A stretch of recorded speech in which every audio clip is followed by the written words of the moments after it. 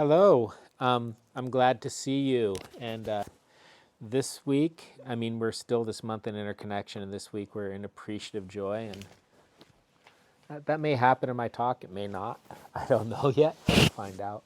I do know that one thing I can say: the more I've practiced, the more I really experience appreciative joy. I think there was a time in my life that it was something I rarely felt happy for someone else's success or for something else they had. It just wasn't something that was in my life vocabulary, right?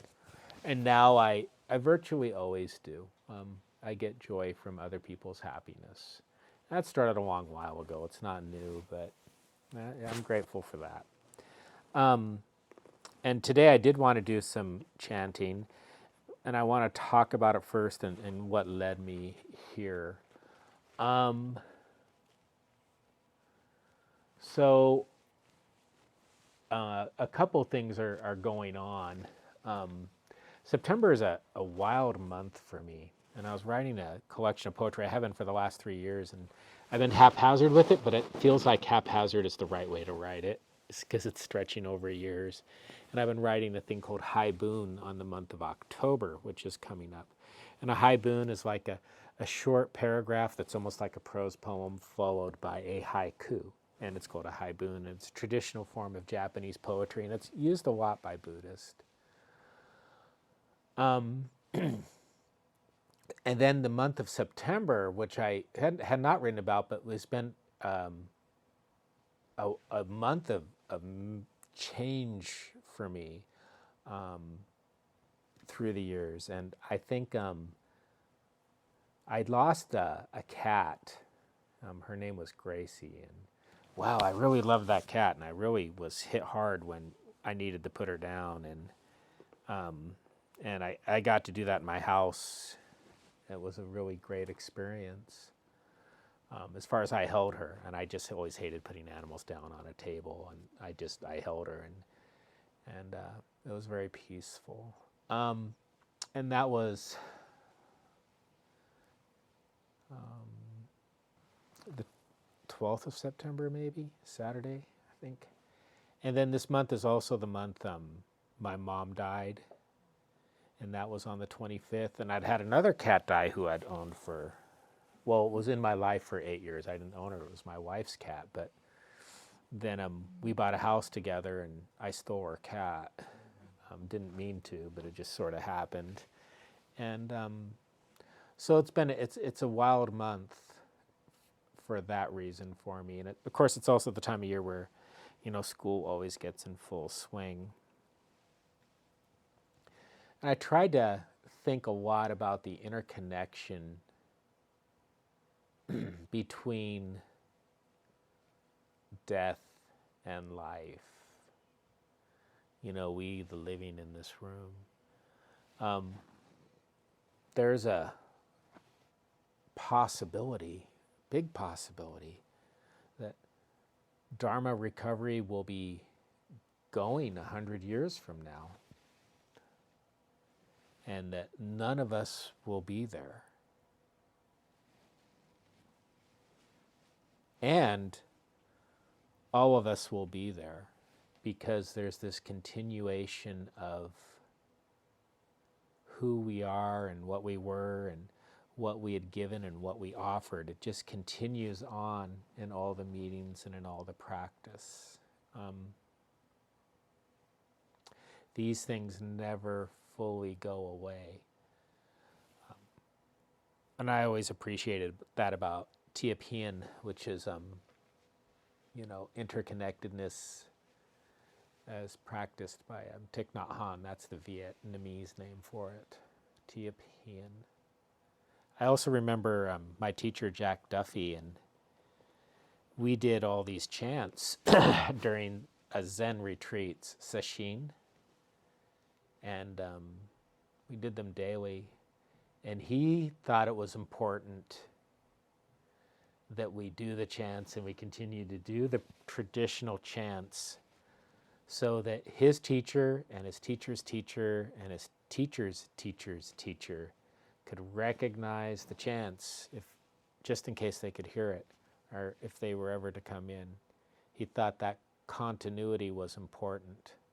And he's saying this to me, who at the time was someone who's like, why do we say all these chants all the time? What is the purpose? What is it really doing?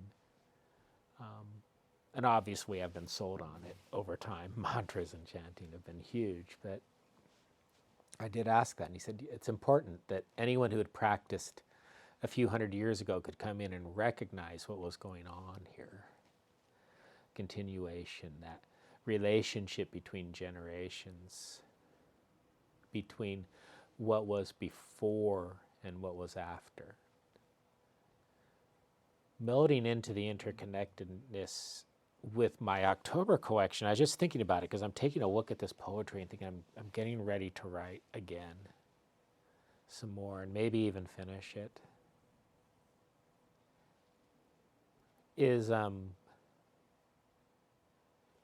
I meant to write a very beautiful and kind of mystical look at October. That was my whole intention. So as I wrote it, a wild thing was happening. Since I wrote it based on the day, the now, right, as it was happening then, I actually began documenting in poetic form some of the effects of climate change without intending to. How the weather was weird, how it was hot longer, how we had a Smoketober last year where everything was smoky, how we had weird weather so the leaves didn't change colors right and just all fell to the ground green and brown as opposed to the usual, flame colors they are, that luscious flame color. And I could see the interdependence with how we, and how I can say I am living as an animal on the planet, and how we are affecting the climate. And I wonder if all those things that have died because of how I live, because I still drive a car, I still use lights, right? I still buy things that are packaged in plastic. I still have more than I need and get more than I need. How all those things, all those even species who have left through the years, how they'll echo through time, even if they're not remembered or even, been identified ever. The interconnection between all things.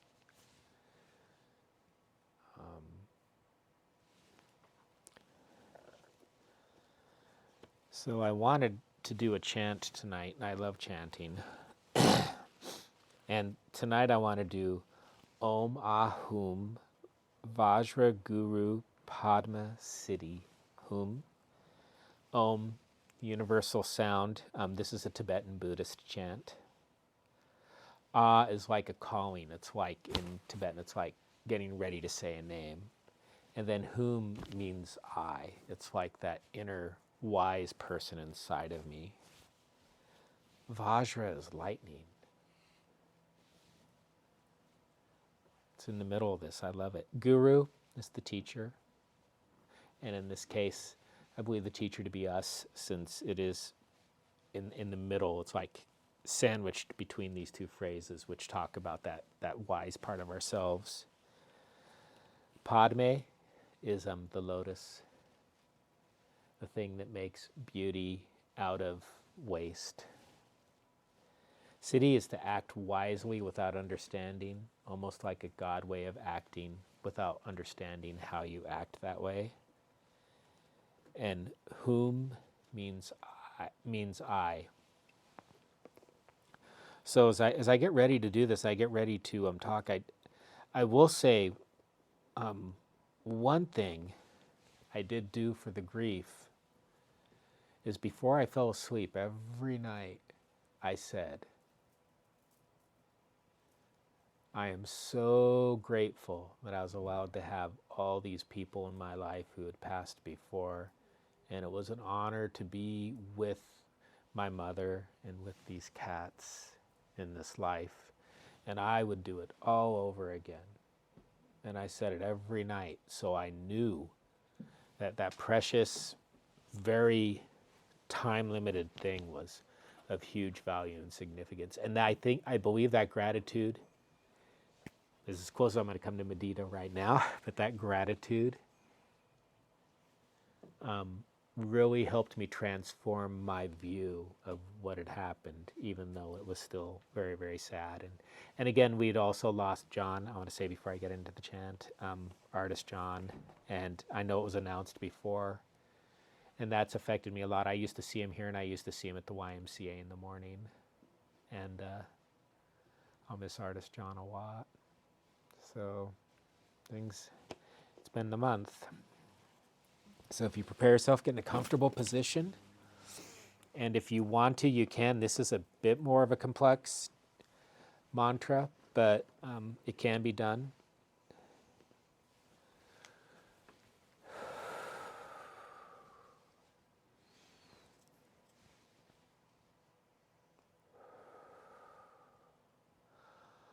Om Ahum Vajra Guru Padma Siddhi Hum Om Ahum Vajra Guru Padme Siddhi Hum Om Ahum Vajra Guru Padme Siddhi Hum Om Ahum Vajra Guru Padme Siddhi Hum Om Ahum Vajra Guru Padme Siddhi Hum Om Ahum Vajra Guru Padme Siddhi Hum Om Ahum Vajra Guru Padme Siddhi Hum Om Ahum Vajra Guru Padme Siddhi Hum Om Ahum Vajra Guru Padme Siddhi Hum Om Ahum Vajra Guru Padme Siddhi Hum Om Ahum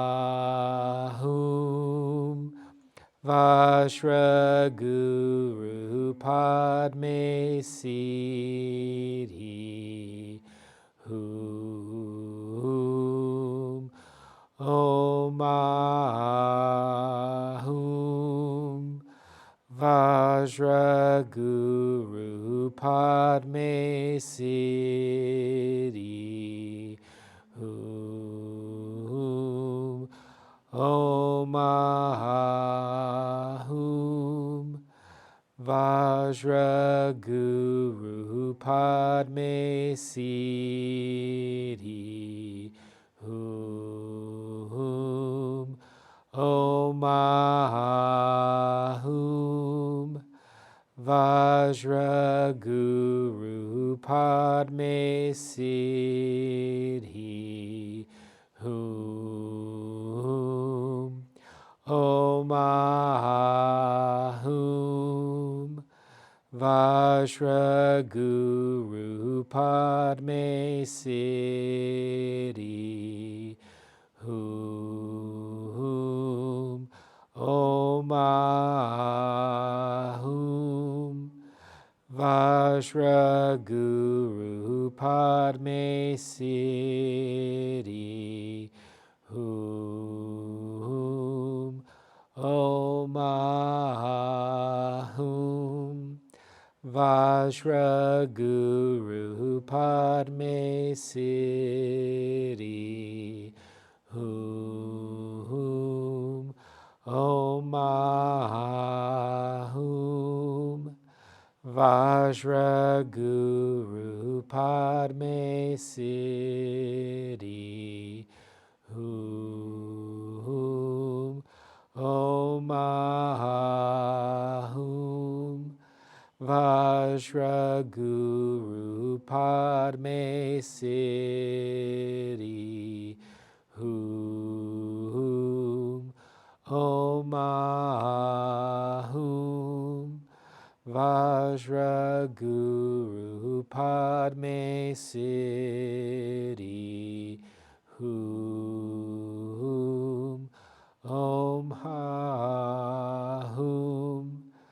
Vajra Guru Padme Siddhi Hum Om Ahum Vajra Guru Padme Siddhi Hum Om Ahum Vajra Guru Padme Siddhi Hum Om Ahum Vajra Guru Padme Siddhi Hum Om Ahum Vajra Guru Padme Siddhi Hum Om Ahum Vajra Guru Padme Siddhi Hum Om Ahum Vajra Guru Padme Siddhi Hum Om Ahum Vajra Guru Padme Siddhi Hum.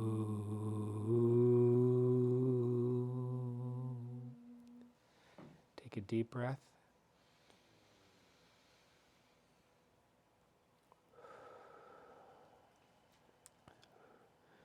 Let's take a couple minutes just to check in with where you're at and follow your breath. Enjoy the moment.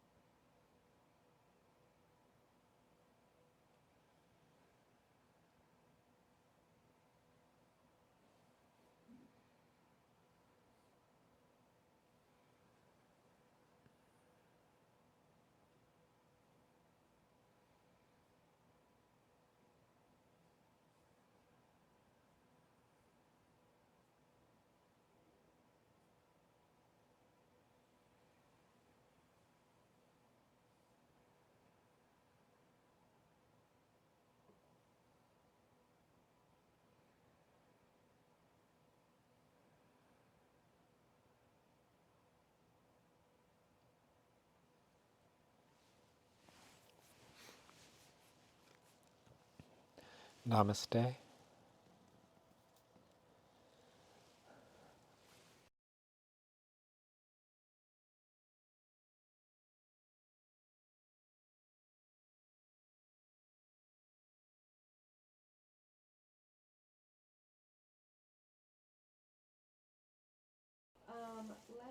see.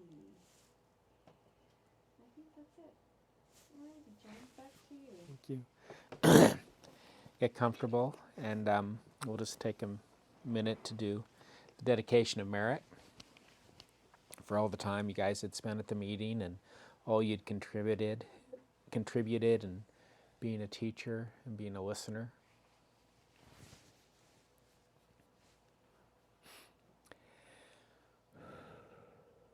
May we be happy and peaceful. May we be healthy and strong. May we be safe and protected. May we live with ease.